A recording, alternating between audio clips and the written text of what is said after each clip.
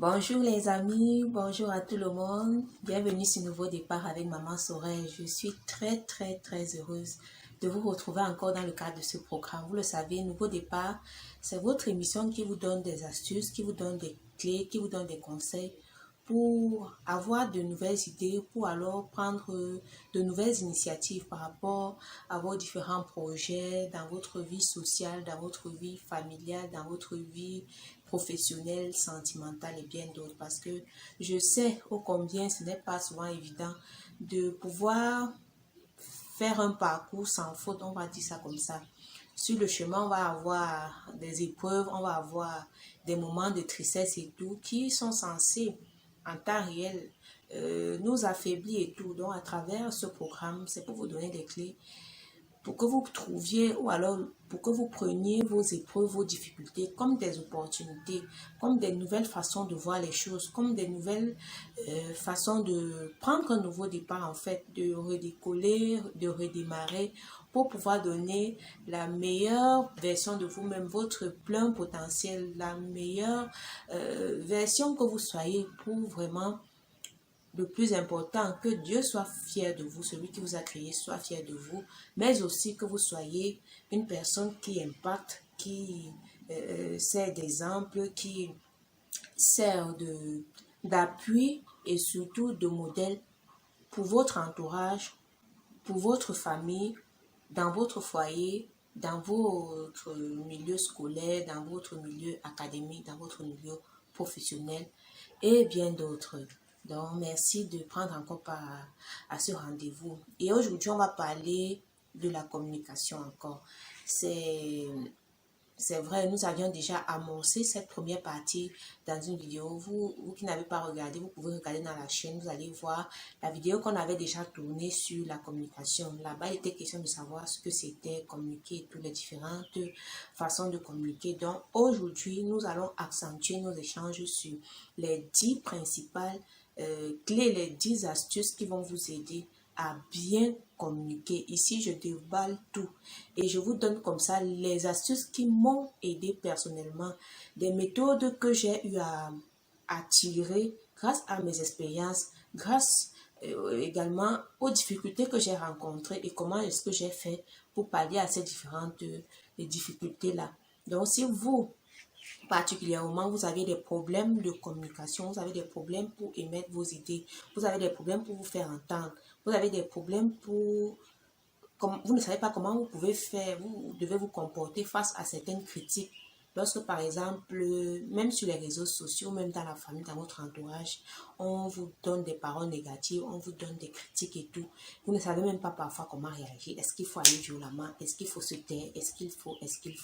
Vous ne savez pas quelle attitude adopter. Pareil dans le cadre même du foyer. Vous ne savez pas comment faire pour ne pas parfois vous emporter face par exemple aux reproches de votre mari, face aux reproches de votre femme, face aux bêtises de vos enfants. Vous avez peur de soit exagérer ou alors de ne pas faire assez. Comment faire le bon dosage, comment trouver le bon équilibre pour pouvoir communiquer. Et comme je l'avais dit lors de l'émission passée, communiquer ce n'est pas bavarder ou alors parler, mais communiquer c'est tout un art, c'est tout un savoir que vous allez bien sûr apprendre à faire parce que savoir communiquer, ça s'apprend. Ce n'est pas quelque chose qu'on a de façon naturelle ou bien non. C'est quelque chose qui s'apprend, un peu comme la conduite, un peu comme la cuisine. Tu dois savoir doser le sel, le piment, le cube pour pouvoir faire un repas copieux. Pareil pour la conduite, tu dois savoir accélérer, freiner, appuyer sur l'embrayage et tout pour pouvoir bien rouler et ne pas être une catastrophe sur la route ou alors créer des accidents, créer des problèmes, des dégâts considérables. Donc, c'est la même chose aussi pour ce qui s'agit de la communication. Et si j'ai abordé ce sujet, c'est parce que je me suis aperçue que la majorité des problèmes, la plupart des difficultés que les personnes rencontrent sont liées à la mauvaise manière de s'exprimer. Soit quelqu'un vous fait part de son besoin, vous-même vous n'avez pas, vous ne comprenez pas, ou alors non seulement vous ne comprenez pas, bref, vous manifestez une attitude qui pousse à la personne à croire que vous ne vouliez même pas, vous n'êtes même pas avec elle en fait. Et comme je le disais, je ne vais pas revenir sur la communication, mais je vais vous donner ici les astuces. Donc, la communication, c'est se faire entendre en fait. Donc, c'est deux personnes qui entrent en jeu. La personne qui émet son besoin, émet son vœu, émet ce qu'il voudrait en fait. Et maintenant, quelqu'un qui est censé recevoir. Donc, quand il n'y a pas réception, il n'y a pas communication. Là, il y a bavardage, ainsi de suite. Et c'est beaucoup, et c'est dans ce piège, autant pour moi, que beaucoup de personnes tombent. Donc, parfois même dans les couples, dans les affaires et tout, quelqu'un va se sentir qu'il aura l'impression, autant pour moi, qu'il est plutôt en train de bavarder et que la personne ne la reçoit pas en fait, ou alors la personne a reçu mais n'a pas bien su interpréter et tout. Donc, on va entrer en profondeur au cours de l'émission. Ce sera juste après cette petite introduction. À tout de suite.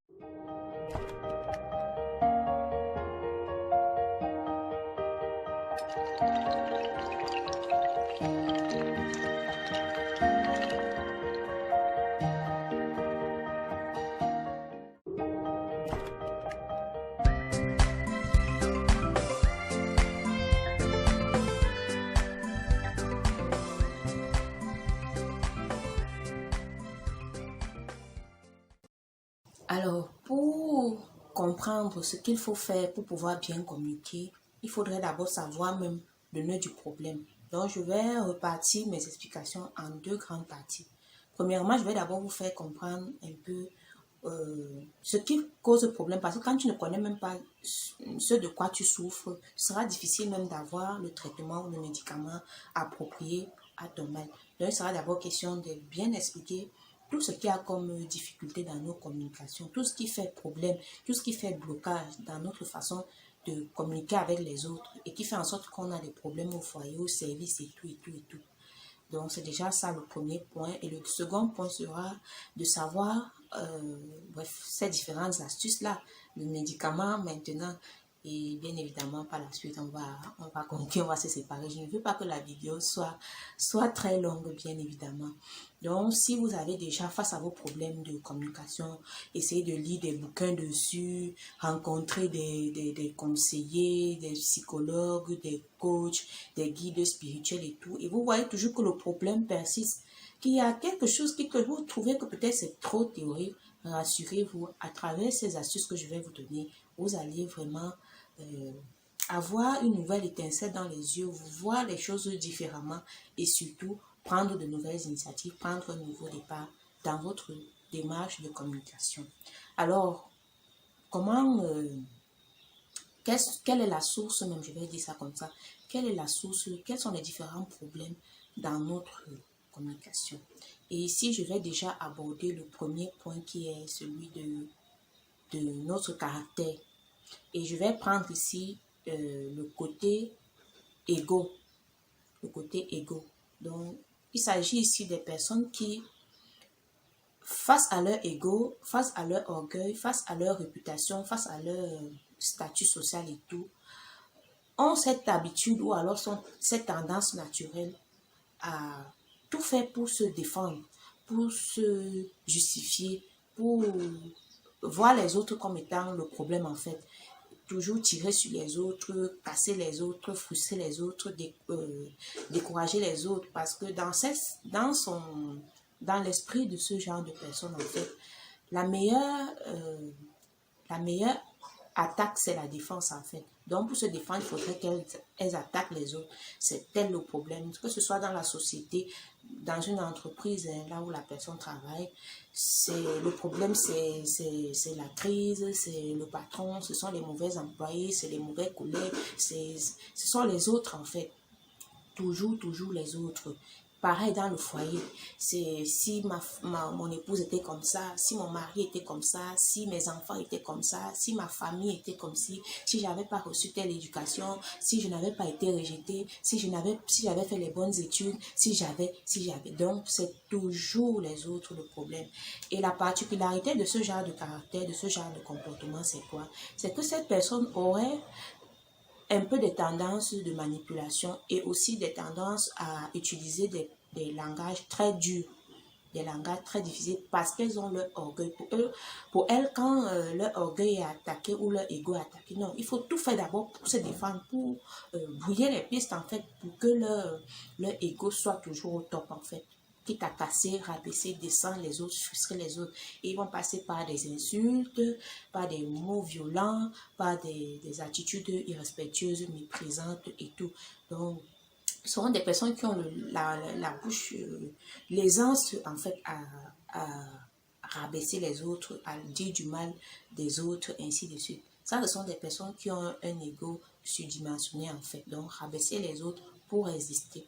Maintenant, à côté de ce type de personnes, on a aussi ceux qui sont plutôt assujettis en fait. Ce sont des personnes qui ont peur du conflit, sont des personnes qui n'osent pas prendre position, ont peur en fait du regard des autres. Et c'est comme ça qu'elles ont tendance à tout accepter, à tout prendre personnellement, à ne pas avoir une position ferme, une position arrêtée sur certaines décisions. Et c'est comme ça que ce sera difficile pour elles d'exprimer ce qu'elles ressentent en fait. Et ce seront des personnes qui seront toujours en train de subir, puisqu'elles ne veulent pas avoir un conflit ou bien être mal vues ou alors être critiquées. Donc elles font toujours tout pour plaire, quitte à avoir 100 choses à faire mal parce qu'elles veulent plaire, elles ne veulent pas refuser elles veulent pas, donc elles vont toujours dire oui parce elles veulent plaire et tout ça aussi ça fait partie des problèmes dans la communication puisque ces personnes ont peur en fait, sont des personnes qui aiment toujours être en retrait. Ce sera difficile pour elles de s'exprimer correctement. Si par exemple, on demande leur avis sur certaines choses, que bon, moi je pense, bon, faites comme vous voulez, pensez. Donc, elles sont un peu effacées. Et c'est comme ça que, au lieu de prendre position, elles seront toujours en train de subir la position et la vie des autres, des personnes plus influentes, plus dominatrices. Donc, on a déjà, premièrement, ces personnes qui sont plutôt influentes, et influentes dans le côté bon, négatif, je vais dire ça comme ça, parce qu'elles ont tendance à faire du mal, à dire du mal des autres. Et maintenant, à côté aussi, on a des personnes plutôt en retrait. Et ça crée toujours un déséquilibre, puisque quand tu es confronté, par exemple, à des personnes qui sont tout le temps en train d'être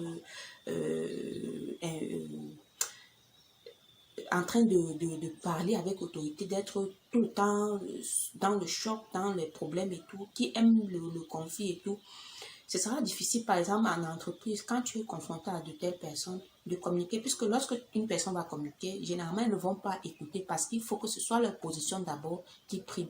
Et il y aura plus de communication, il y aura plutôt comme la dictature, il y aura plutôt comme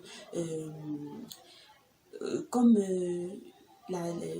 dire, oui, la dictature. Et c'est comme ça que beaucoup de personnes dans leur entourage auront du mal à aller vers elles, à les aborder parce qu'ils savent que cette personne vraiment vaut mieux ne même pas se frotter à elle. Tandis que les personnes qui sont plutôt au rabais, même dans l'entreprise, beaucoup auront du mal à leur faire confiance parce que chacun sait que, imaginez si on a un patron qui a toujours peur et tout, ce sera difficile d'aller vers la personne parce que, ou alors de considérer même les propos de la personne parce qu'on sait que non, elle n'a pas de position fixe, même pour diriger la société, elle est toujours manipulable, influençable, elle va venir dire, l'autre viendra dire aussi, elle ne saura pas quoi choisir, finalement elle est manipulée, dans la boue, roulée dans la farine tout le temps, et c'est aussi un problème. Maintenant, la troisième situation, aussi le troisième état, on a des personnes qui ont des difficultés à gérer leurs émotions. Il y a des personnes qui, face à des attitudes ou alors des situations stressantes, ça peut être une conférence auquel elles doivent participer ou animer, ça peut être un examen, ça peut être une évaluation, ça peut être une grande prestation, un concert, peu importe, quelque chose, un grand challenge. Et il y a des personnes qui, face à ce genre de challenge, puisque ça suscite certaines émotions, notamment la peur, l'angoisse, elles perdent complètement leurs moyens. Ce qui fait en sorte qu'elles ne pourront plus communiquer aisément. Donc, face par exemple à la peur de cet enjeu-là, elles vont complètement être tétanisées, paralysées et elles vont parfois dire des mots sans même les penser ou alors parce qu'il faudrait qu'elles trouvent des réponses là, sans réfléchir et tout. Et c'est toujours un problème. Des personnes qui ont cette attitude impulsive, donc qui vont peut-être soit gronder, soit se fâcher quand elles sont stressées ou quand elles sont sous pression, tu ne peux pas les aborder. Je prends par exemple le cas des personnes qui peut-être sont chef d'une équipe et que peut-être l'équipe doit organiser telle chose et puisqu'elles sont chefs dans cette équipe-là, quand par exemple un subordonné fait ça, donc ces personnes, tellement ils ont la pression sur les épaules, maintenant elles n'arrivent plus maintenant à communiquer, ce sera maintenant, pardon, laissez-moi là-bas, allez vous faire voir ainsi de suite. À cause de la pression, il y a des personnes qui n'arrivent pas à maîtriser leurs émotions, qui n'arrivent pas à retenir certaines, quand elles sont confrontées à certaines attitudes, à certaines situations stressantes, perdent complètement le moyen. Ça peut être le stress. D'autres vont complètement se braquer, ne vont même plus parler. Il y a des personnes que tu connaissais, cette personne peut-être souvent très joviale, mais peut-être demain la soutenance ou je ne sais pas quoi. Cette personne va complètement s'isoler ou alors va plus vouloir parler ou bien quand tu vas parler, va même pas répondre, pardon, laissez-moi. Et puis, c'est aussi un problème donc par rapport aux situations de stress. Et il y a aussi une autre situation toujours très très embarrassante et problématique. Les idées reçues en fait. Les idées qu'on reçoit. Quand par exemple, chaque fois, hein, que ce soit dans les médias, dans les journaux, dans la famille, les personnes que tu côtoies et tout, il y a des idées reçues qui pullulent. Par exemple, les hommes sont comme ça. Vraiment, tu sais, les hommes sont comme ça. Tu sais, les femmes sont comme ça. Elles sont comme ci, elles sont comme ça. Donc, ce qui fait que tu as tendance à généraliser, à mettre tout le monde dans le même panier. Si, par exemple, un homme t'a déçu ou bien une femme t'a déçu, tu auras tendance à mélanger tout le monde dans le même panier. Ce qui fait qu'avant même d'aller aborder une nouvelle relation, tu es déjà paralysé avec ces idées reçues-là. On sait par exemple, et c'est même culturel, on va savoir que non, les Noirs sont comme ci, les Blancs sont comme ça, les Chinois sont comme ci, les anglophones sont comme ça, les Arabes sont comme ci, les Bamileke, les Bassa, les Bété, les ceci sont comme ci. Donc ces idées reçues, ils mangent mal, ils sont sales. Donc quand tu viens, tu as déjà des préjugés, tu as déjà des a priori, et parfois ça bloque complètement une relation ou ça bloque même ton ouverture à certaines opportunités. Peut-être au service, tu es confronté à avoir des collègues qui sont de qui ont des obédiences différentes, pareil, et tu es confronté avec eux au service. Parfois, tu auras tendance à te fermer parce que peut-être tel collègue qui est de telle origine ou de telle race vient te voir par rapport à tel projet et tout. Tu auras tendance à te fermer et c'est déjà un problème dans la communication. Parce que tu as des idées reçues, même si cette personne ne t'a rien fait, à cause des idées que tu as reçues, que par exemple, bref, tout ce que j'ai cité tout à l'heure, telle personne, tel genre telle catégorie sont comme si, tu auras tendance à mélanger tout le monde pareil. Or, les personnes sont uniques, des personnes ont des réalités différentes. C'est pas parce que telle personne vole ou est agresseur, ça veut dire que tout le monde doit être mélangé dans le même panier. C'est pas parce qu'une femme t'a déçu, ça veut dire que toutes les femmes vont te décevoir. Ou alors, c'est pas parce qu'une femme a escroqué ton argent que toutes les femmes qui viennent vers toi viennent pour ton argent ou pour tes relations et tout. Chaque personne, chaque individu a sa particularité, a quelque chose qui l'identifie et qui caractérise cette personne. C'est vrai, tu auras tendance à côtoyer 2-3 personnes qui vont te faire la même, mais ce n'est pas tout le monde qui est pareil. Donc ça, ce sont les idées reçues. Et ces idées reçues, c'est aussi même par rapport aux généralités. Tu vas voir, peut-être tu es avec ton partenaire dans le foyer comme ça, et ce dernier va dire, tu aimes trop le désordre, tu es trop paresseux, tu es trop... Donc, à exagérer les choses en fait. Tu t'habilles toujours mal. Oh, peut-être cette personne, c'est ce jour-ci, ou alors, quelquefois qu'elle a eu à avoir peut-être des fautes de goût, mais ça ne veut pas dire que généralement, en temps réel, c'est toujours ce que cette personne fait. Tu entretiens mal les enfants, tu entretiens mal la maison, donc à amplifier, à exagérer en fait les situations qui se sont produites Et ça crée des blocages, ça crée des difficultés dans la communication. C'est comme ça que la personne va dire que, ah bon, donc je cuisine tout le temps mal, tous les jours mal. Donc je m'occupe tous les jours mal de toi. Donc je ne fais rien pour apporter de l'argent dans la maison. Ainsi de suite. Et tout ça, ce sont des exagérations, des appréhensions, des idées qu'on a à gauche, à droite comme ça et qui bloquent carrément notre communication. Et c'est comme ça que dans le foyer, dès que par exemple tu débarques là avec déjà, parfois tu accumules ça dans ta tête. Et même si tu ne le dis pas verbalement, tu vas le manifester par des actes. Voilà encore la cinquième étape ou alors le cinquième procédé qui fait en sorte qu'on a des difficultés dans la communication.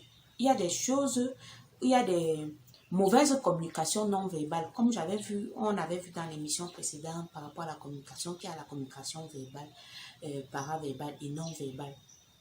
C'est-à-dire quoi? Tu n'as pas besoin forcément de dire à la personne que tu es comme si, tu exagères, tu es laid, les courtes femmes sont comme si, les grosses, les hommes qui sont grands de taille sont comme ça, les blondes sont comme si, les brunes. Donc, toutes ces idées. Parfois, tu n'as même pas besoin de le dire ouvertement, donc verbalement à la personne. Ça va passer par des attitudes. Tu vas voir que tu seras dans un environnement professionnel et que tu es peut-être face à tête. Tu vas commencer à faire des manières bizarres que vraiment. Donc, même si tu ne dis pas, simplement quand la personne va voir l'attitude que tu adoptes vis-à-vis d'elle, elle comprend déjà que vraiment, toi, tu ne m'apprécies pas ou toi, vraiment, je ferais mieux de chercher ma route parce qu'avec toi, vraiment, mieux vaut ne même pas se frotter. C'est pareil même dans le couple. Parfois, ton mari est en train de parler, en train de dire que je veux ceci, j'aimerais bien. Tu vas toujours. Donc, même ces mimiques-là, même si tu ne dis rien, simplement en tournant la tête et tournant les épaules ou bien en hochant, le mari parle dessus. Les attitudes comme ça, ce sont des choses qui détruisent alors qui frustrent, qui bloquent même la communication.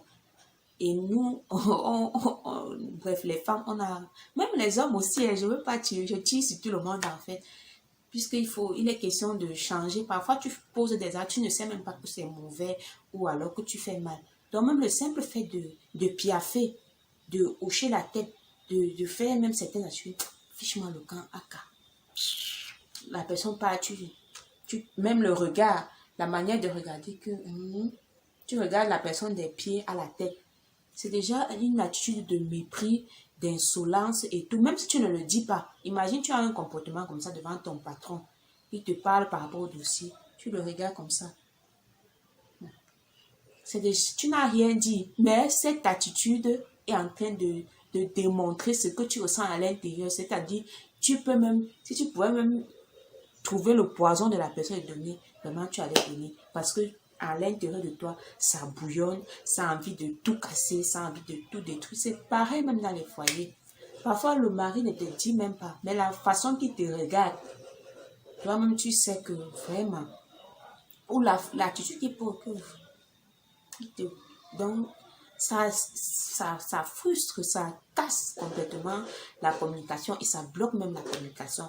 Et généralement, même parfois, ça va entraîner plusieurs situations, notamment, la communication va s'achever. Peut-être tu vas me préparer, tu vas servir, papa manger. Tout ça, ce sont des signes qui montrent que il n'y a pas de communication. Donc, parfois, même tu vas bien te vêtir et tout et dire que bon, venir être un peu gentil et tout, la personne carrément te sèche et tout. Tu comprends tout de suite que vraiment, il y a problème, il y a quelque chose qui ne va pas. Donc, tous ces paramètres font en sorte qu'il y a problème. Donc, c'est ça le mieux.